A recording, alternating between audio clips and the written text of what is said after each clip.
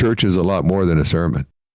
And when you suddenly are told that you've got cancer and they're going to have to do some radical surgery on you and you're in the hospital, I doubt any of those TV preachers are going to come by and pray for you and encourage you. None of them are going to drop a casserole off for your family at home. They're not going to be all interceding for you in prayer. I'll tell you what, when the crises come, you need a church family.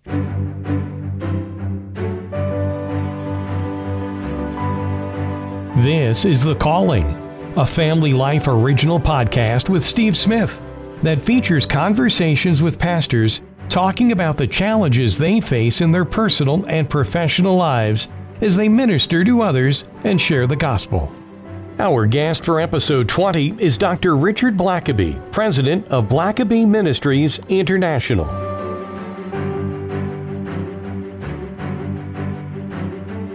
Well, welcome to The Calling. It's a pastor podcast here on Family Life, and honored to speak with Dr. Richard Blackaby, who's going to be the guest speaker at the Pastors Conference at Family Life in October. And before we get to that, and we will get to that, Richard, I can't help but start. I mean, every pastor has a story in the beginning, and I can't help, and I know it's only been a matter of less than a year since your dad went to be home with the Lord, and Henry Blackaby, it's quite the story and left quite the legacy. And I can only imagine the stories you heard growing up. And I want to start with one, because pastors out there sometimes are, my congregation's struggling. If the story is true, and you're welcome to correct me, but your mom and dad, after pastoring some churches in California, went to Canada and all of a sudden had this bustling congregation of 10.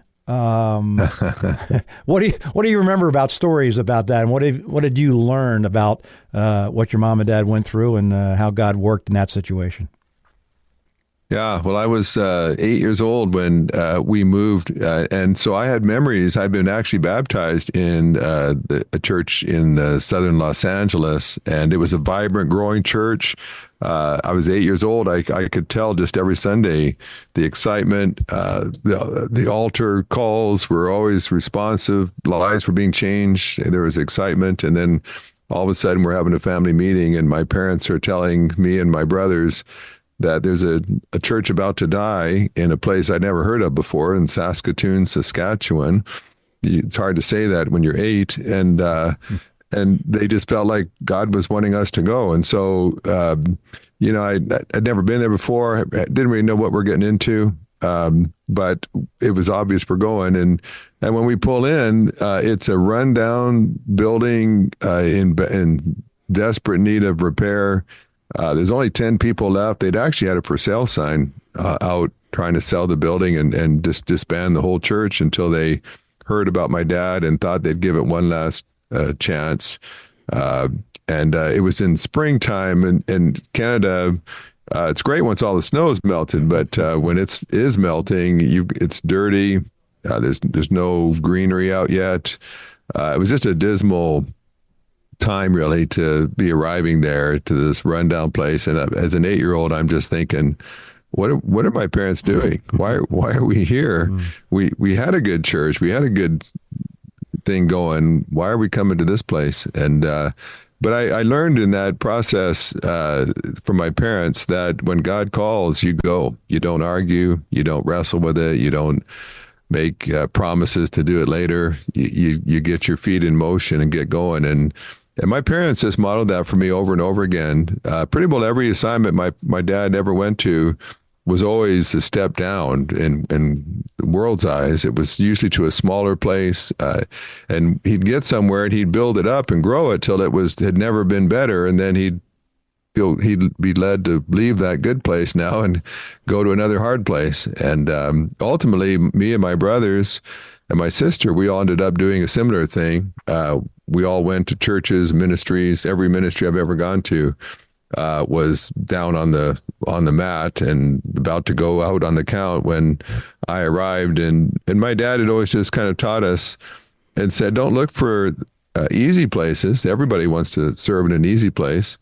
Find a hard place, and where unless God intervenes, you're going to fail, because it's an exciting place to be where God starts to do stuff that only he can do. And so it wasn't overnight. It took a while, but but eventually that place became even more exciting than the place in California, and more things were happening. And I got to grow up watching God at work. And I learned that should be the normal Christian life. Just people used to say, well, why is it that God always does stuff around your dad, but he's never done that kind of thing around my church, my life?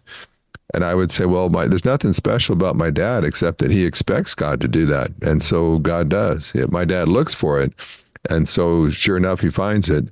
And there's many, many stories that came out of that, just examples of over and over again, where the God that my dad talked about wasn't just a religious concept. He wasn't a worldview or a doctrine. He was a person. And as a person, he wanted to be involved in our life and in our church. And so he was. And so I have the privilege now of leading my dad's ministry and traveling around the world, helping people to know that God's, not only is he real, but he's personal, and very much wants to engage us in his work, just like he did with my dad.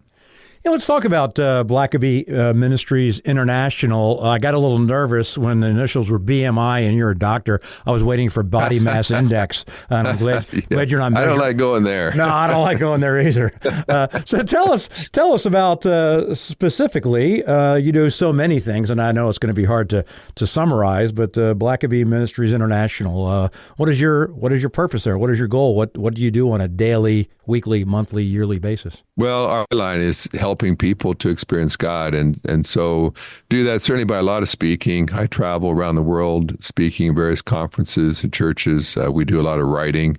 All three of my kids have written. In fact, today, my two sons have a brand new book on apologetics that's being released today. And so really excited about that. We also we have a lot of resources on our web page, write blogs, articles, just trying to help people think in terms of God and his activity. We also have a whole leadership coaching ministry where you can become a coach or you can be coached. And so just a lot of different things that have kind of come out of my dad's ministry, experiencing God. Ultimately, whether it's, we do a lot of work with business leaders as well, and corporate 500, Fortune 500 CEOs, but we're teaching them to experience God just like we're teaching pastors and people in the pew. What difference would it make if you opened your spiritual eyes and saw what God was doing right around you, and you joined him in what he was up to? And pretty exciting way to live your life. And so it's also a lot of fun just traveling the world, helping people learn how to do that.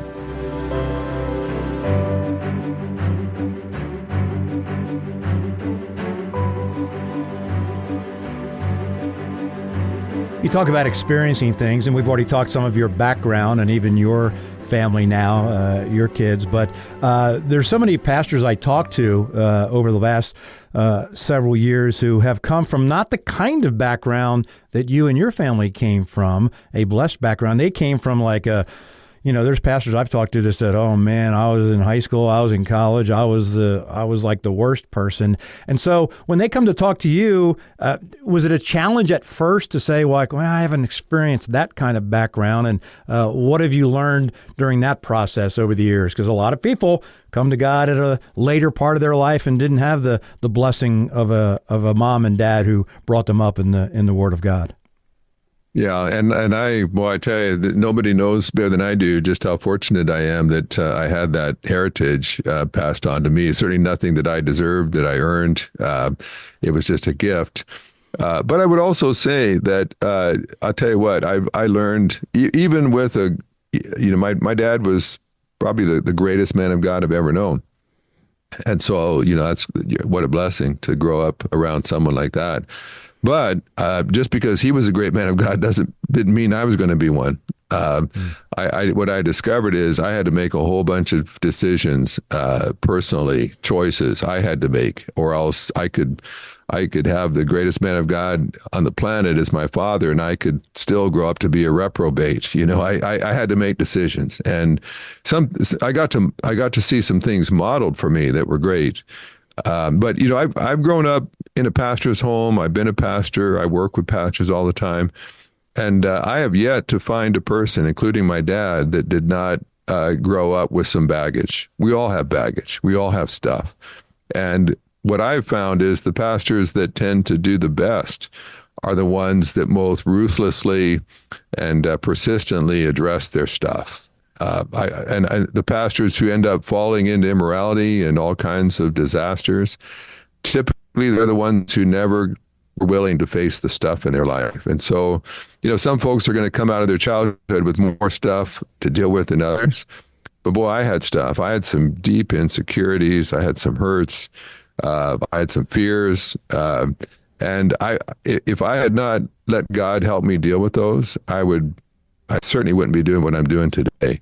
And so a lot of my ministry, especially to leaders and especially to pastors, is saying that every pastor in the room that I'm talking to is not yet all that God intends for them to be.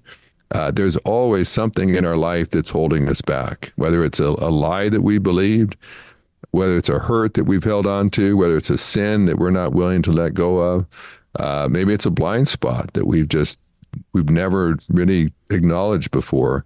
But there's always stuff that's holding us back. And I could tell you a number of times in my life where God just basically got me kind of in a corner and said, look, are you satisfied just to keep living the same way you are, having the same success you are, being the same kind of leader that you are right now? Or would you like me to take you to another level? And if you want to go to another level, there's some stuff that's going to have to get pruned out of your life first. And every solitary time I've had to decide, am I willing to go back to the altar and let God do some more surgery, remove some junk stuff in my life? And every time I've ever done that, I found that my ministry has gone to another level. So, yeah, I had some great, probably the greatest benefit I had with my dad is I regularly saw him going to the altar and letting God do surgery on him. And I just learned to do that too. And so it's not like I get a bunch of easy jobs. Like I said, my brothers and I, we all got some of the worst churches in our entire denomination. Now, we didn't get an easy road. We went to hard places, but we had seen from our parents, look, just keep growing. Wherever you are right now, just keep growing. Don't stay where you are. So some folks may start farther back than others, but all of us have an obligation to keep growing and moving to be more like Christ, to be more like the leader that God could make us if we would just keep on submitting to him along the way. Talking with Dr. Richard Blackaby, president of Blackaby Ministries International, who's going to be the guest speaker at the Family Life Pastors Conference in October. And boy, that's important, isn't it? The pastors, and it's great always to see a room full of pastors who've taken the time to be fed, because they're so used to feeding, and if sometimes you need to get fed. And I bet you it's a pleasure for you to travel all over and be able to speak to pastors who are taking the time and know it's important for them to get fed as well. Yeah, it's probably one of my very favorite things to do. I love pastors. I love encouraging them, and I love this particular conference. I've done it once before, and I was so impressed by the way that the pastors just get loved on. I mean, when I was there last time, they got fed really well. The whole event was just designed to be a gift to the soul, and I really so I was thrilled to be invited back. But I will tell you, you're right. I learned sometimes pastors can feel so overwhelmed with all that they've got going on, sermons to get ready, people they got to go by and see in the hospital, that they almost feel guilty about just taking a day to going and just getting their cup filled back up. But I'll tell you what, especially after COVID, I just came across a lot of ministers who were running on empty. They were just empty, and they've been giving and stretched here thin and criticized and pressured and opposed.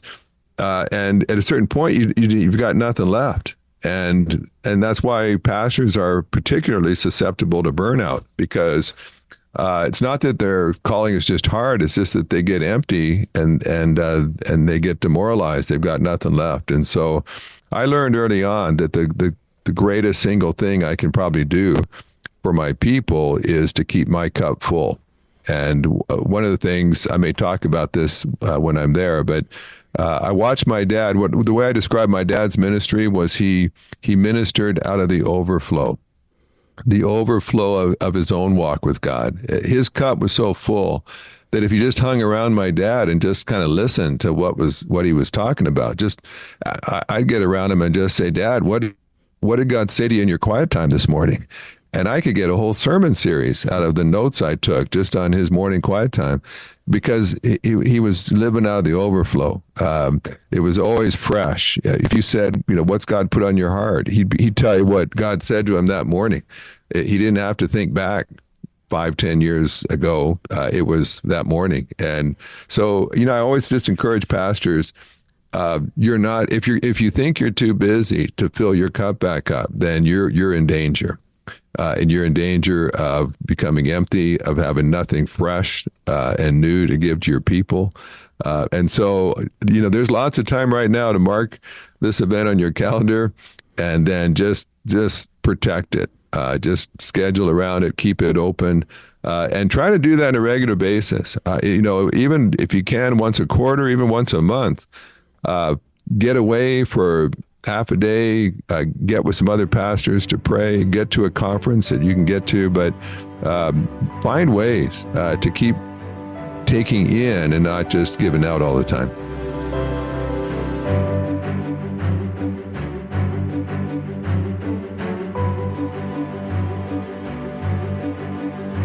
Talking with Richard Blackaby, president of Blackaby Ministries International, the guest speaker for the Pastors Conference at Family Life in October. Now, Richard, we know that God never changes. He's the same yesterday, today, and forever. However, times change, technology changes, and it's not a new topic in the last couple of years, but you already touched on COVID and how pastors are getting very weary and tired. And let's talk about the technology, the video. A lot of people can stay home and watch it on video. Your thoughts on the whole, I guess anything good can be turned into something bad. Do you address those kind of things in your talks around the world? Well, so at times we do, yeah. And there's always a focus is such a big, important issue. Where do you focus? And you can always, there's often a negative side to things. There's also a positive side.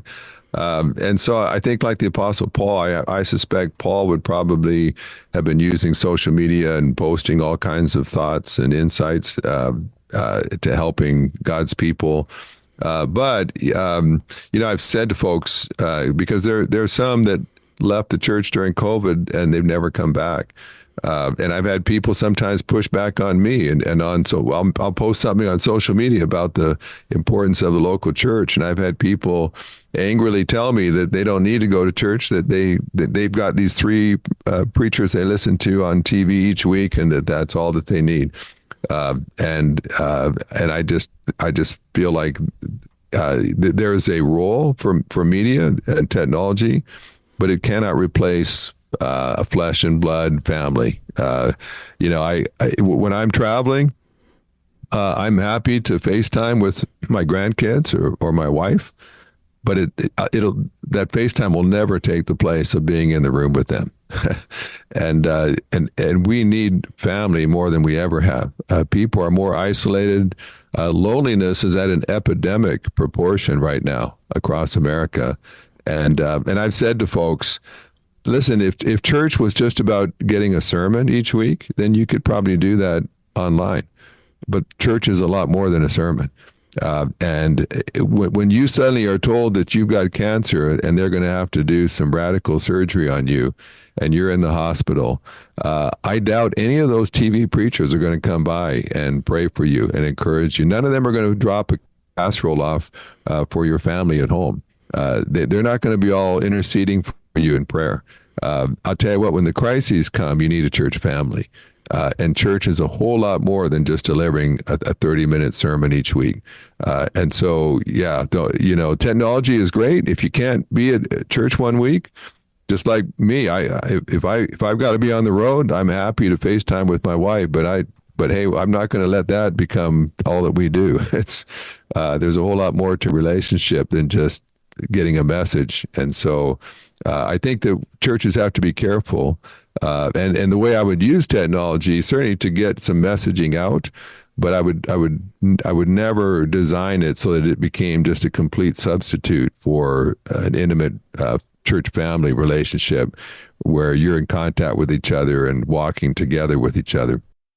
I don't know. I haven't lived forever. None of us have, as far as going back in time. But many say that these are as much divisive times as ever, at least in a long time. Talk about our responsibilities as Christians in this divisive world as you go traveling around different places. Just talk about the Christian responsibility. Yeah, well, I think it is, of course, we had a major civil war here 100 and some years or more ago now, but there have been very divisive times where Americans were actually shooting at each other. But this probably, in many ways, has pervaded society more broadly than perhaps anything we've ever experienced before, because, and largely because of social media, because now you're just inundated with very customized and adjusted reality, all kinds of untruths being shared, lies just blatantly broadcast, and we're letting people do the thinking for us. And so I would say to, especially to Christians, in Corinthians, Paul said that we've been given the ministry of reconciliation, of helping people who are alienated from God to be united with God once again. And I think as Christians, we need to be very careful, because if what I find at times is, I would just say this to Christians: if you're spending more time on social media than you are in God's Word, then you're going to end up being filled with world's thoughts instead of God's thoughts. So I use social media, but I try to make sure that I first am spending time in God's Word, and anything that I'm putting on social media comes out of what God said in God's Word. But for a lot of Christians, they don't feel like they've got time to read their Bible, but boy, they'll just spend hours reading up on everyone else's opinions and posting angry posts themselves. And that's just not what Christians ought to be doing. We ought to be modeling Christ. I tell people, be involved in social media and try to be salt and light. That's what we're called to be. But examine it. If I were just to go look at your social media site, your homepage, would I come away thinking more highly of your Jesus after I saw what you were posting, or would I think less of your Jesus? Would I think your Jesus must be very loving, very gracious, very kind, very peaceful, very powerful based on what you were posting? Or would I think that you're just as angry and vindictive and petty as others can be as well? I think we need to be a part of the solution, not part of the problem. And that means we don't behave just like the world does. Christians ought to be behaving noticeably differently. And I think that it's a great opportunity if, when everyone else is angry, Christians are at peace. Christians still have joy. That doesn't mean you don't have your opinions. That doesn't mean you don't have your perspective. But there's a way to do things that reflects well on Jesus, and then there's a way to do it that turns people away from Jesus. And our primary concern should not be necessarily who gets elected, but what do people turn to Jesus? Because elections are going to happen every 4 years, but there's a lot of people's eternities at stake that's going to last a lot more than 4 years, and we need to have an eternal perspective, far more than just a 4-year perspective. Dr. Richard Blackaby, president of Blackaby Ministries International. He will be the guest speaker at the Pastors Conference at Family Life in October. Thank you so much for your continued work of God to be more like Jesus every day. And thank you for taking the time today, but also thank you for taking the time in October to come and feed the pastors who need it. We really appreciate all that you do and you continue to do. Thank you very much, and blessings on your ministry. Well, thanks. Great to be with you. Looking forward to being there in this fall.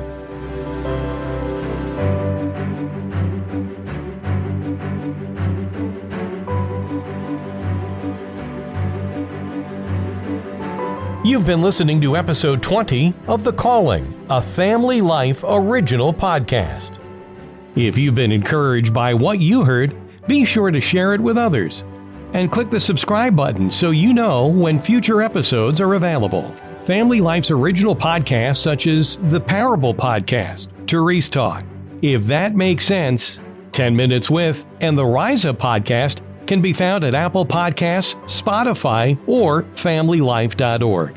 Family Life is listener supported, and your faithful partnership makes ministry outreach through podcasts like this possible. Find out more at FamilyLife.org.